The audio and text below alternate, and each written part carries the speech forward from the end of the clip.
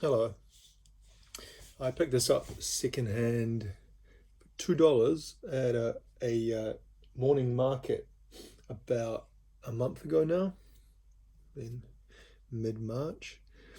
And if you can't see what it is, this is the PJ Harvey album from 2011, Let England Shake, which is, I was going to say my favorite PJ Harvey album. I wouldn't say I'm that deeply familiar with all her work.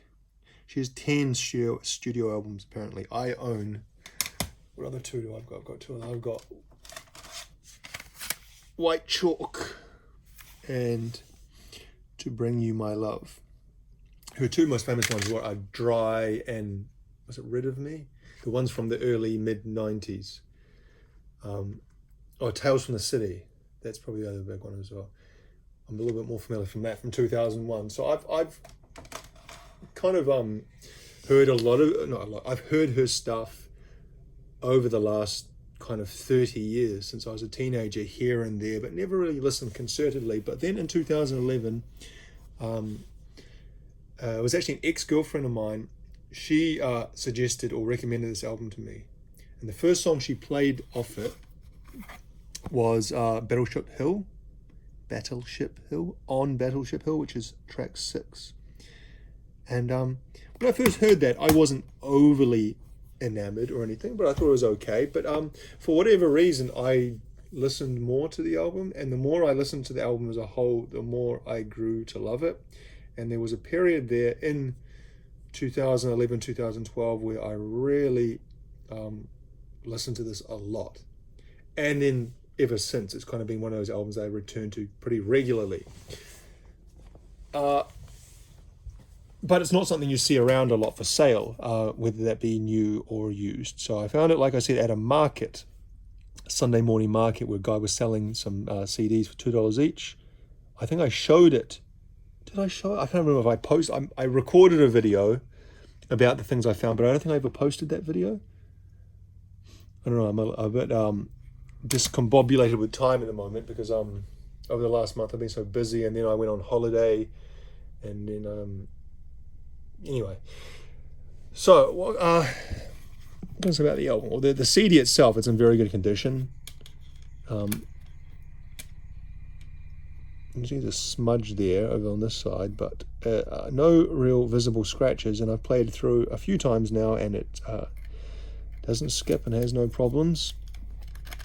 The booklet is also in pretty good condition. Let England Shake. So those are kind of birds. Can you hear that noise in the background? It's a washing machine going through the spin cycle in the laundry, and the laundry is actually on the other side of the house, so it's pretty goddamn loud. Shakes the whole house. What was I going to say? It's something that it's an album that has kind of a theme throughout it, and I've heard the theme referred to in different ways. Well, I guess when I say theme, I mean kind of topics that it kind of comes back around to quite regularly in the song lyrics. It's titled Let England Shake, and I think England and Englishness, or concepts of Englishness, may be a theme thread that runs through the album, but then also war, and I guess how are those two things intertwined? England and war. She does, kind of explicitly refer to different kind of different wars from the 19th, 20th, or mostly 20th century that England was involved in. There she is there. Released on Island Records. I don't know how long she's been on Island for. The first song there's the band she plays. So she kind of has these different, I guess, collaborators that she's worked with throughout her career. They kind of come and go. I guess the one that she's worked with the most is, I think that's there, John Parrish. You see his name come up a lot in a lot of the albums. I think he was actually in a band with her pre-solo career. Is that Mick Harvey? Isn't Mick Harvey taller than that? Anyway, I'm pretty sure that's Mick Harvey, yes, because none of the others are Mick Harvey. That's Mick Harvey, who you probably know from his work in The Birthday Party and Nick Cave's solo career, or with the Bad Seeds, I guess. He's also worked with PJ Harvey off and on through the 2000s. I think he's not at the moment. He's doing something else at the moment. I can't remember. I was just reading something in the last couple of months about what he was doing, because I read I was reading a biography, or not a biography, a book about Birthday Party, and well, it was about Nick Cave, but it focused on the Birthday Party years, and talked a lot about Mick Harvey in that. And I kind of became quite interested in it. He seemed quite like an interesting character, Mick Harvey. His influence and impact on Nick Cave is kind of like a I don't know, a bit of a mediating force, or mediating, is that the word? A kind of a counterbalance maybe to Nick Cave's insanity at times. But anyway, after I read that book, I was reading, kind of researching more about Mick Harvey's career post Birthday Party, and I'm sure he was doing something at the moment. Anyway, so those two, yeah, in particular, and then Rob Ellis. Which one's Rob? Rob Ellis is maybe Rob Ellis is not even on that picture. Rob Ellis is another name you see can't pop up again and again. Hang on, what was over here? Special thanks. Mick Harvey. Okay, maybe Rob Ellis isn't on this album. I think he's going in and out of focus, isn't it? It's really annoying. With special thanks to Paul McGuinness. Paul McGuinness, he was he's the manager of U2. I guess maybe he's involved at Ireland Records. Maybe that's why. See if there's any names there. Tim Robbins, Sid Allen, Melanie King, Cat Stevens. So she thanks Cat Stevens. That's interesting. Not Yusuf Islam. Ray and Eva Harvey, is that her mother and father, or maybe her brothers and sisters, brother and sister? So this was co-produced with Flood. Talk about him a lot, don't we? In a lot of the albums I talk about, his name kind of pops up again and again. Rob Kerwin, John Parrish, Jean-Marc Butti, Seamus Murphy. Now I know he is the guy who did he's actually a photographer. I think he's an ex-soldier. He fought in Afghanistan, and British soldier.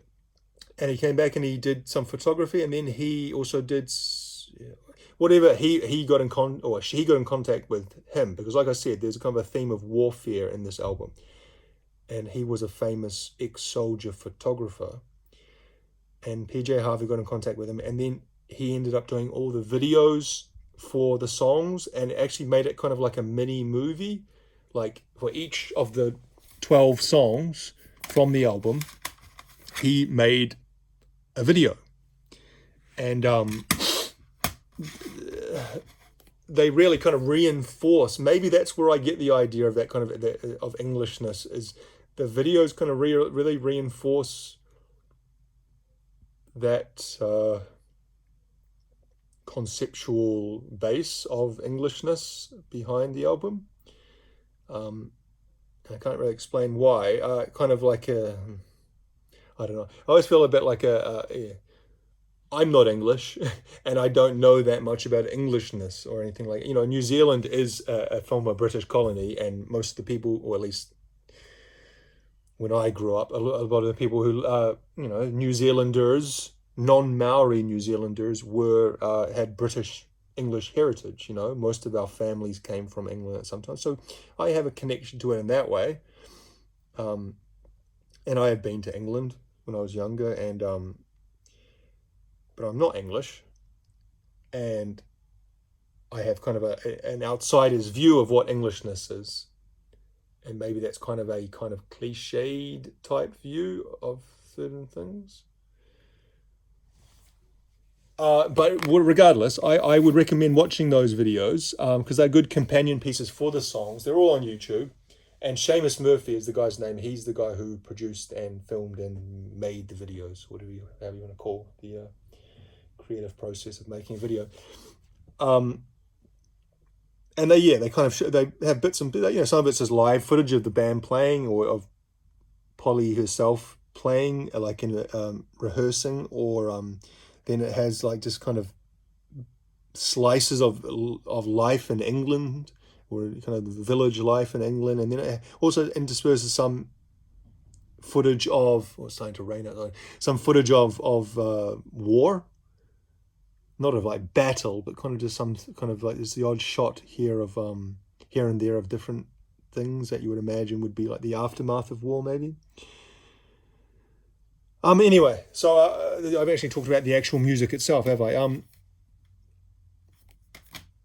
So I saw it was written that the album was kind of a departure sound wise from her previous stuff. Well, I think White Chalk was the album before this, and White Chalk was more piano based, I guess.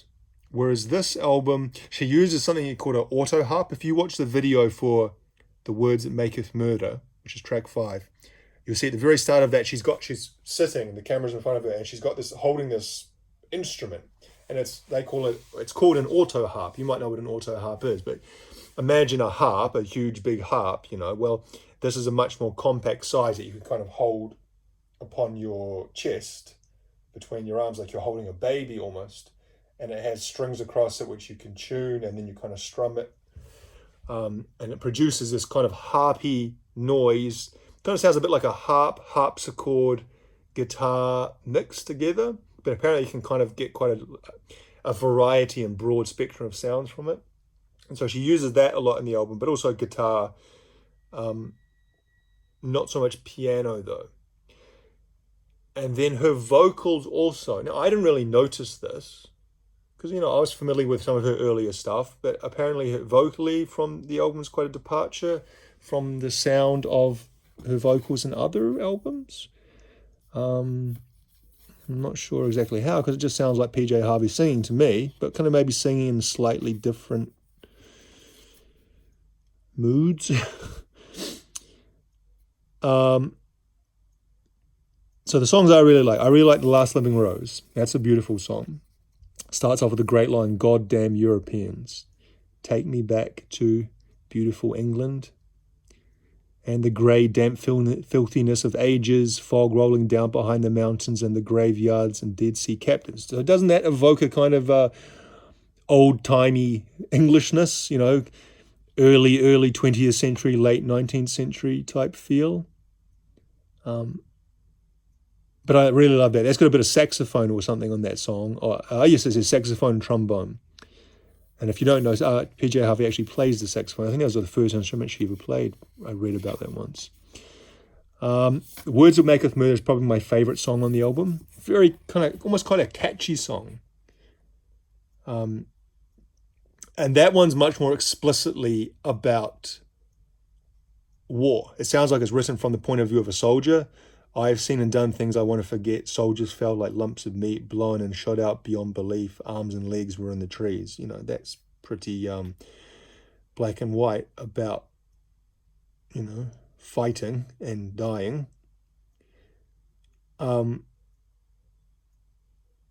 But yeah, I really, in the end, the third part kind of sounds almost like a PTSD type thing.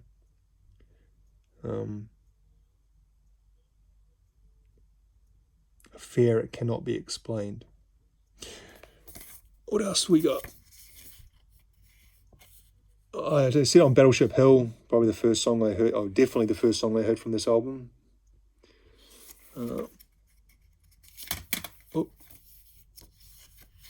England again. That's a very. There's like no drums in that album, in that song, and it's got this. I don't know. It sounds like almost like a Middle Eastern female voice. I don't know, how do I put it? It sounds very kind of like ignorant in describing these things, but it just sounds like an Arabic kind of like, but much more beautiful and refined maybe. But that's kind of like that's underneath the song the whole way through, and then PJ Harvey kind of sings over the top of it. And it's kind of the contrast again. She's "I live and die through England." It leaves sadness. It leaves this taste, a bitter one. A withered vine, a bitter one, reaching from the nation's dirt, England. I have searched for your springs, but people stagnate with time like water or air. So she's kind of there like singing for England, or as someone singing for England. But at the same time, you have this exotic voice from, a foreign voice underneath it. And I guess that's intentional, I imagine. There again, a very kind of explicit song. What I always sound like, it sounds like almost like a soldier on like on operation. We got up early, washed our faces, walked the fields and put up crosses, passed through the damn mountains, went hellwards, and some of us returned and some of us did not. So our young men hid with guns in their dirt and in the dark places.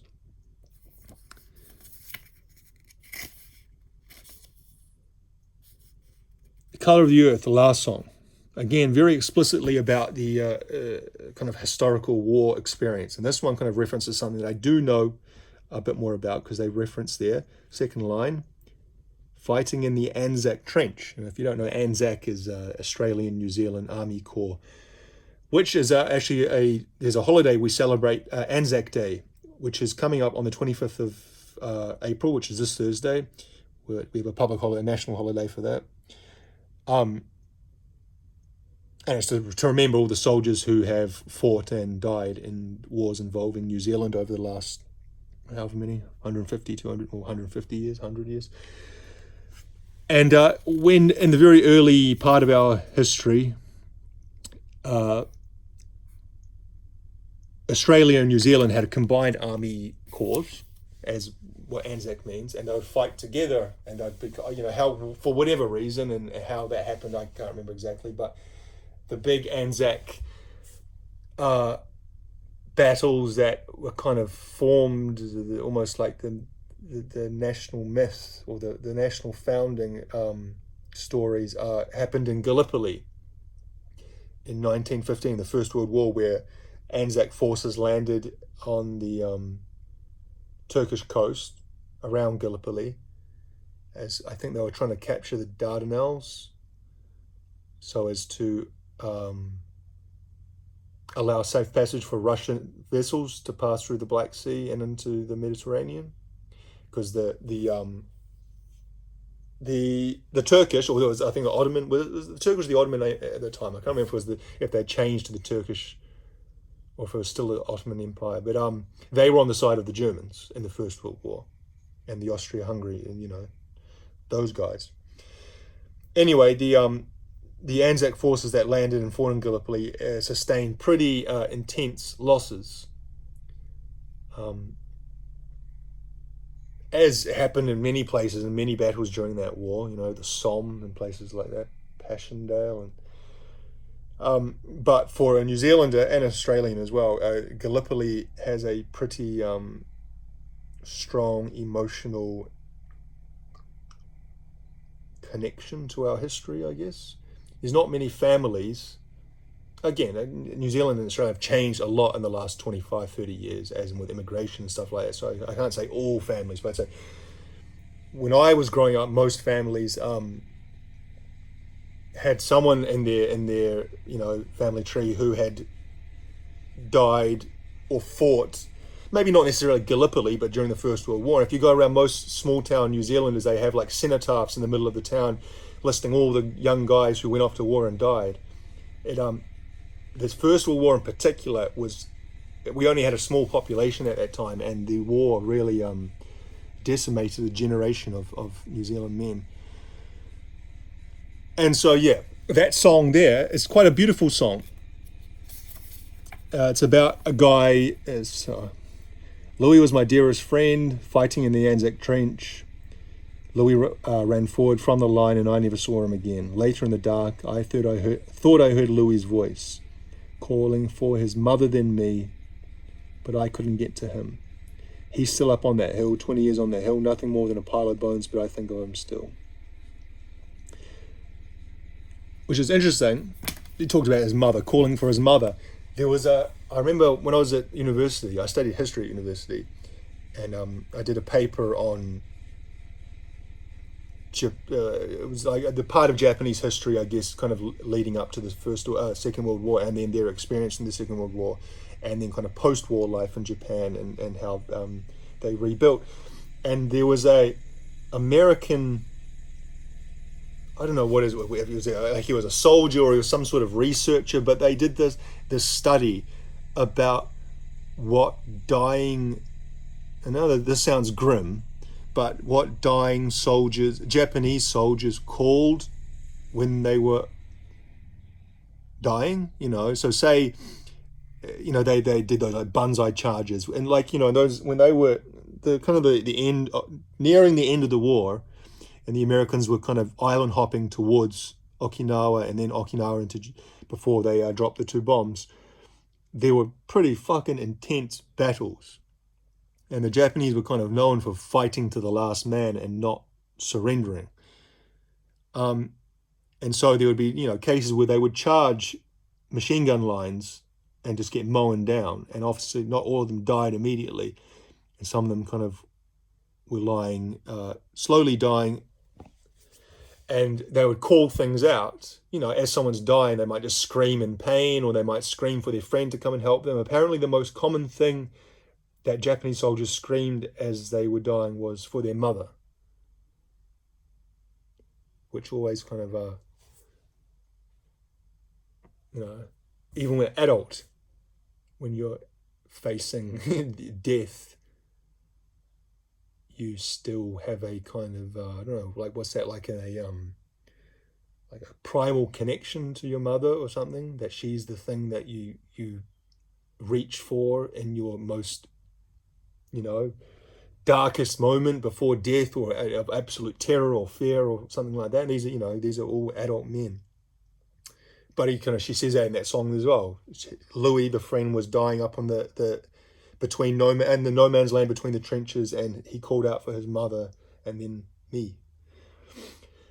Anyway, I've kind of rambled a lot there, as I usually do, but it is a brilliant album.